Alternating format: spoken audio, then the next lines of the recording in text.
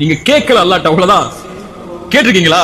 யா அல்லாஹ் எனக்கு ஐபோன் வாங்கணும்னு ஆசை இருக்கு அல்லாஹ், 1,20,000 ஐபோன் யா அல்லாஹ். எத்தனை பேங்கா இறஞ்சு அந்த போன் வாங்குற சென்டருக்கு போனீங்கன்னா 4 பேர் உட்கார்ந்துருப்பான் கடன் கொடுக்கறதுக்கு. அவன்கிட்ட போய் எனக்கு கிடைக்குமா, என் அக்கௌண்ட்டுக்கு என் பேலன்ஸ் கிடைக்குமா, என் பேலன்ஸ் கிடைக்குமான்னு கேட்டீங்கல்ல.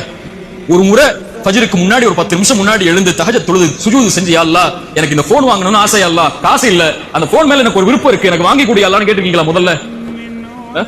அவன் 4 கேள்வி கேட்பான். அவன்கிட்ட போய் கேட்கறதுக்கு முன்னாடி ரப்பிட்ட போய் ஒரு வார்த்தை கேட்டு இருந்தால், وَإِذَا سَأَلَكَ عِبَادِي عَنِّي فَإِنِّي قَرِيبٌ أُجِيبُ الدَّعْوَةَ الدَّاعِ إِذَا دَعَانِ, அழைப்பவர் அழைத்தால் பதில் கொடுக்கிறேன். அல்லாஹ் கேட்டு கொடுப்பது, கொடுக்காமல் இருப்பதில்லை. ஒன்று கொடுக்கவில்லை என்றால் உனக்கு நல்லது இல்லை, அவ்வளவுதான். ஐபோன் உனக்கு நல்லது இல்லை, நரகத்துக்கு கூட்டு போயிடும். அதுல வேற ஏதோ வேலை பார்த்துருவேன், அதனால வேணாம். நோக்கி அவனுக்கு நிறுத்திக்கோ, நல்லா சொல்றான்னு அர்த்தம்.